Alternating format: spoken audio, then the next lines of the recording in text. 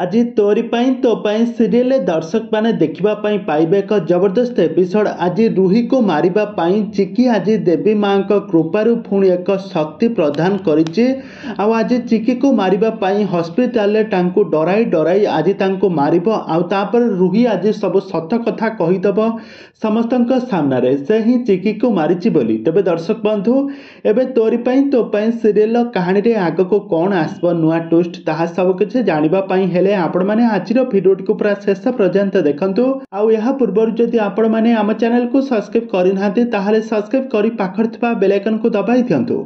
तेबे दर्शक बंधु आज आपण माने तोरी तो सीरियल देखिबा पाई पाइबे एक जबरदस्त एपिसोड। आज देखिबा पाई पाइबे रूही जेतेबेले हॉस्पिटल एडमिशन होइछांती चिकी आसी सेठारे रूही ठारू प्रतिशोध नेबे। आ तापरे रूही पूरा डरी जाती कहब सेठी किए ठिया होइछि एमिति कही पूरा डरी जाती।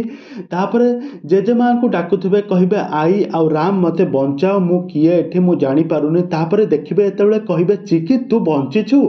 तापरे चिकी कहब हाँ मु बंचिछि तो भलिया पापी मानकर विनाश करबा पई पुणी थरे देवी माँ कृपारू नुआ जीवन पाई मु पुणी थरे फेरी आसीछि तोर सबु पापर हिसाब किताब करबा पई।